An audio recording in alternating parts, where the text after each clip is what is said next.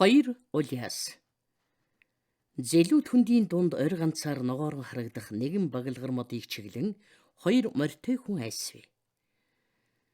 Хавар сургууль төгсөөд намар нь бөглүү хязгаарт эрдмийн түгээхээр яваа залуу багш.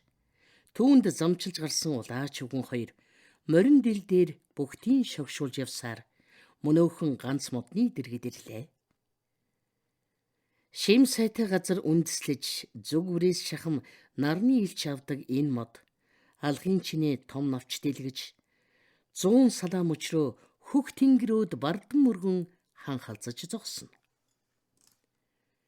Зэлүүд хөндийн урьхан салхи хоёр нэг сэвшлээ.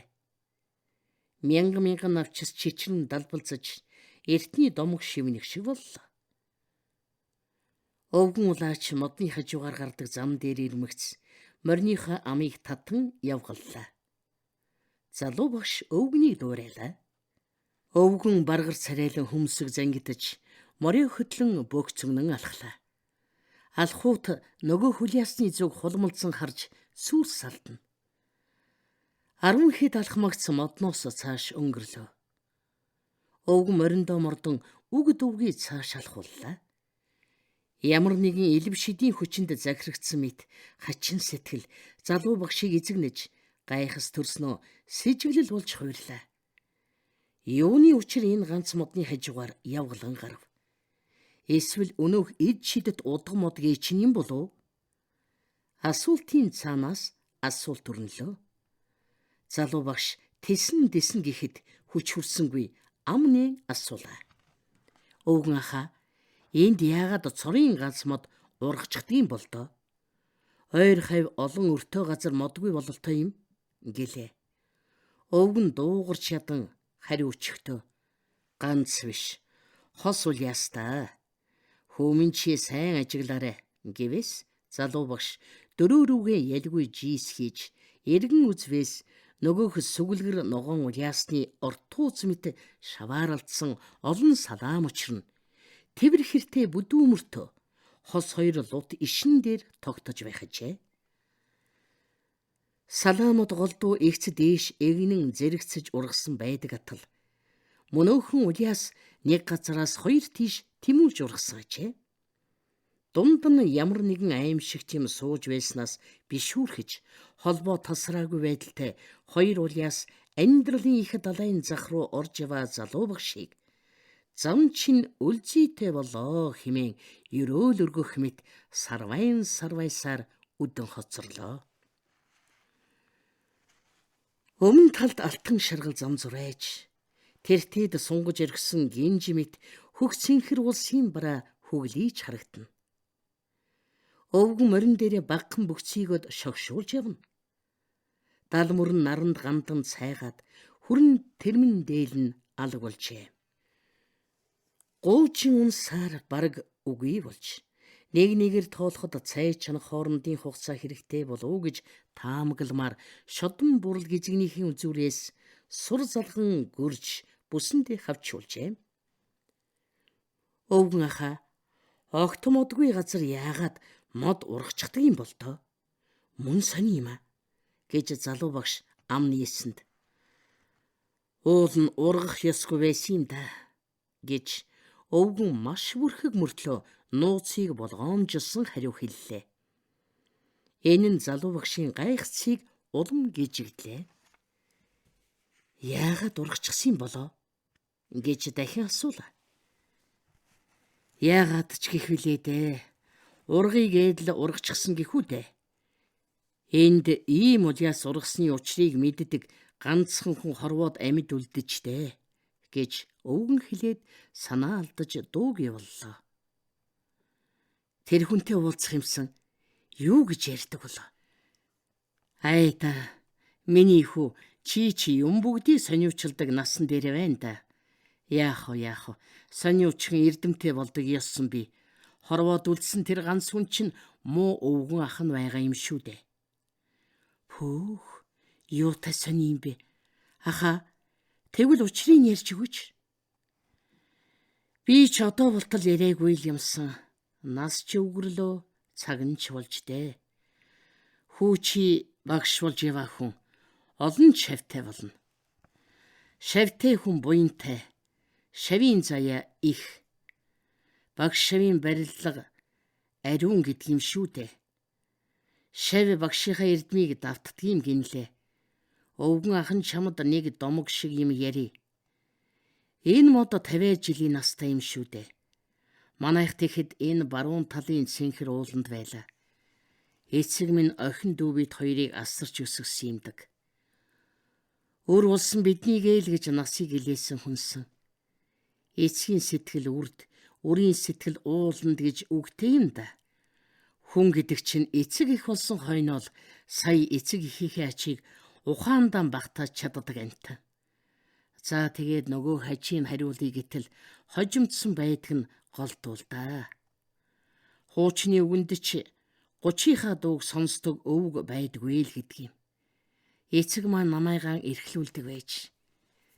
Би чинь багадаа бархирч айлгадаг байлаа муу эцгийгээ. Тэгсээр 90 цент хүрсэн. Эцгийгэн архирч айлгадаг боллоо. Эцгийнхээ өмнөөс адардаг боллоо. Эцэг намайгаан 18 нас хүрсэн залуу ирийг нялх хүүхэд адил сандаг байж дээ. Тэгээд л дандаа сургаж хэрсүүжүүлэх гэж оролддогсон. Тэгсээр нэг жил гайтай юм боллоо. Манай энд дарь хийж амчтад өгдөг яруу үгэн байсан юм. Муу хар багнан овоохойтой. Тэр дотроо л өвлзөнгүй утаа баагуулж, тогоон дотор хүүхөр давс элдэв юм хольж өдөржин хутгаж суудагсан.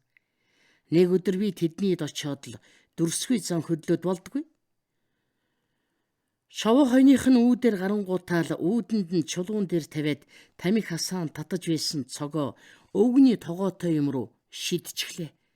Тэгтэл чиг пис хийсэн их чимээ гараад л нөгөө муу дайрчин өвгний хараваа хой чинь тэнгэр өөд шүхэр шиг л хийсэд явчихлаа да.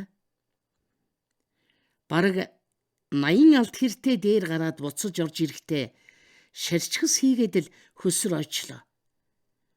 Дарчин өвгөн ч царайн тасгар болчихсон сормос үс нь хуйхлагдсан хэвтэж байсан. Энэ хэргийг сонсоод эцэг минь намайг залхаахаар шийдэжээ. Би ч түүнийг мэдэнгүйт мордоод зүхтчихлаа. Эцэг ч мордлоо. Бараг өртөө газар зогсолтгүй тавхичхаад эргээд харсан чинь эцэг архан талд явж байна. Цааш зүхтий гэж морио ташуурдтал муу морьж бахардаад ойчлоо. Эцэг маань намайг бариад авлаа. Ядарсан амьтдыг дээрлэгдэг шиг муу хүн орчлон дээр байдгүй юм гэж эцэг маань дахин хэлж байгааг сонслоо. Би гэдэг хүнч үг дуугийн толгоогоо нуугаад л газар хэвтчихсэн юм. Эцэг маань хонгон дээр ороолгоод л байлаа. Сүүлдээ ч мэдээ алдарлаа. Нэг мэдсэн чинь эргэн тойрон чив чимээгүй аймаар нам гүн байлаа. Эцгийн өглөх дуунч сонсогдсонгүй. Хонгон дээр таснаас хийх дууч гархаан болж өндийгөд харсан чинь хэн шалга. Эцэг маань өнөө мөө бахарцсан мориноос эмээлийг минь салгаж авч ганцглаад гэрийн зүг оджээ. Тэртээ хол бараанд бүртэлзэж байлаа. Өндийгөд суух гэтэл суух аргагүй болж. Хорсож өвдөх гихч ярилтгүй. Анх удаа тэгж гэсгээгцэндээ зочир доодож тэрүү эцэгтэй тунирхаж гэртээ буцаж очимооргүй санагдлаа.